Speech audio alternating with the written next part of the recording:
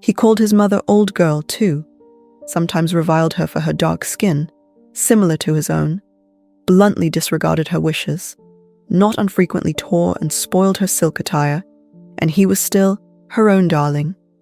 I dared commit no fault. I strove to fulfill every duty, and I was termed naughty and tiresome, sullen and sneaking, from morning to noon and from noon to night. My head still ached and bled with the blow and fall I had received. No one had reproved John for wantonly striking me, and because I had turned against him to avert farther irrational violence, I was loaded with general opprobrium. "Unjust! Unjust!" said my reason, forced by the agonizing stimulus into precocious though transitory power, and resolve, equally wrought up, instigated some strange expedient to achieve escape from insupportable oppression, as running away, or if that could not be effected, never eating or drinking more, and letting myself die. What a consternation of soul was mine that dreary afternoon. How all my brain was in tumult, and all my heart in insurrection. Yet in what darkness, what dense ignorance, was the mental battle fought? I could not answer the ceaseless inward question, why I thus suffered. Now, at the distance of, I will not say how many years, I see it clearly. I was a discord in Gateshead Hall. I was like nobody there. I had nothing in harmony with Mrs. Reed or her children, or her chosen vassalage.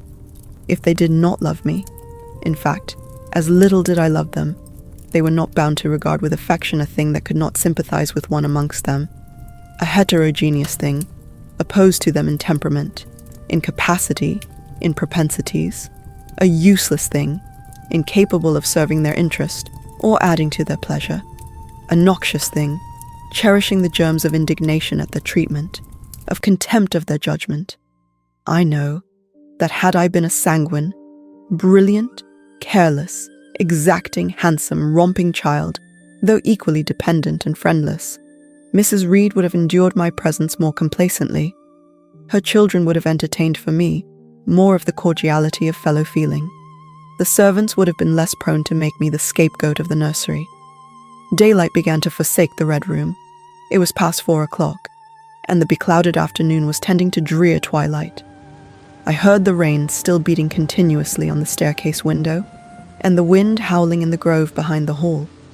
I grew by degrees cold as a stone, and then my courage sank. My habitual mood of humiliation, self-doubt, forlorn depression, fell damp on the embers of my decaying ire. All said I was wicked, and perhaps I might be so. What thought had I been but just conceiving of starving myself to death? That certainly was a crime. And was I fit to die? Or was the vault under the chancel of Gateshead Church an inviting bourne? In such vault I had been told did Mr. Reed lie buried, and led by this thought to recall his idea, I dwelt on it with gathering dread. I could not remember him, but I knew that he was my own uncle, my mother's brother, that he had taken me when a parentless infant to his house, and that in his last moments he had required a promise of Mrs. Reed that she would rear and maintain me as one of her own children.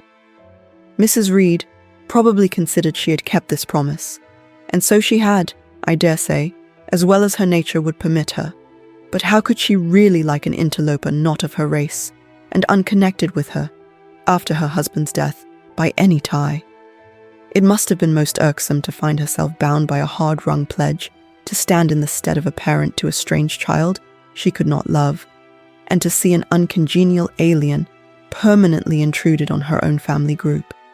A singular notion dawned upon me. I doubted not, never doubted, that if Mr. Reed had been alive, he would have treated me kindly. And now, as I sat looking at the white bed and overshadowed walls, occasionally also turning a fascinated eye towards the dimly gleaming mirror, I began to recall what I had heard of dead men, troubled in their graves by the violation of their last wishes, revisiting the earth to punish the perjured and avenge the oppressed. And I thought Mr. Reed's spirit, harassed by the wrongs of his sister's child, might quit its abode, whether in the church vault or in the unknown world of the departed, and rise before me in this chamber.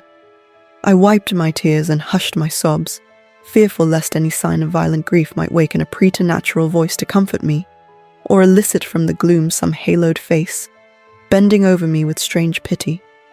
This idea, consolatory in theory, I felt would be terrible if realized. With all my might, I endeavored to stifle it. I endeavored to be firm. Shaking my hair from my eyes, I lifted my head and tried to look boldly round the dark room. At this moment, a light gleamed on the wall. Was it, I asked myself, a ray from the moon penetrating some aperture in the blind? No. Moonlight was still, and this stirred. While I gazed, it glided up to the ceiling and quivered over my head. I can now conjecture readily that this streak of light was, in all likelihood, a gleam from a lantern carried by someone across the lawn. But then, prepared as my mind was for horror, shaken as my nerves were by agitation, I thought the swift darting beam was a herald of some coming vision from another world. My heart beat thick, my head grew hot. A sound filled my ears, which I deemed the rushing of wings. Something seemed near me. I was oppressed, suffocated. Endurance broke down. I rushed to the door and shook the lock in desperate effort. Steps came running along the outer passage.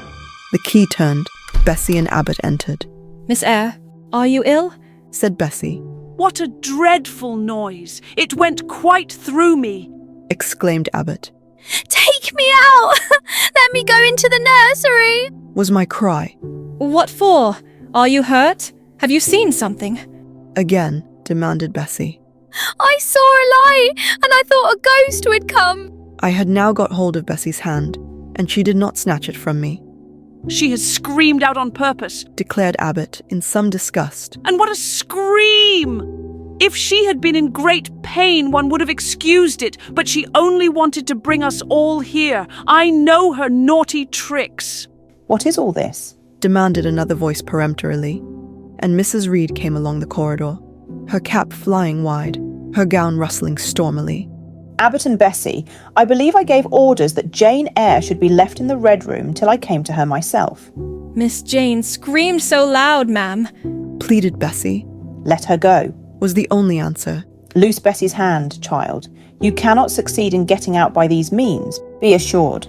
I abhor artifice, particularly in children. It is my duty to show you that tricks will not answer. You will now stay here an hour longer, and it is only on condition of perfect submission and stillness that I shall liberate you then. Oh, Aunt, have pity. Forgive me. I cannot endure it. Let me be punished some other way. I shall be killed if... Silence. This violence is almost repulsive. And so, no doubt, she felt it. I was a precocious actress in her eyes. She sincerely looked on me as a compound of virulent passions, mean spirit, and dangerous duplicity. Bessie and Abbott having retreated, Mrs. Reed, impatient of my now frantic anguish and wild sobs, abruptly thrust me back and locked me in, without farther parley. I heard her sweeping away, and soon after she was gone, I suppose I had a species of fit. Unconsciousness closed the scene.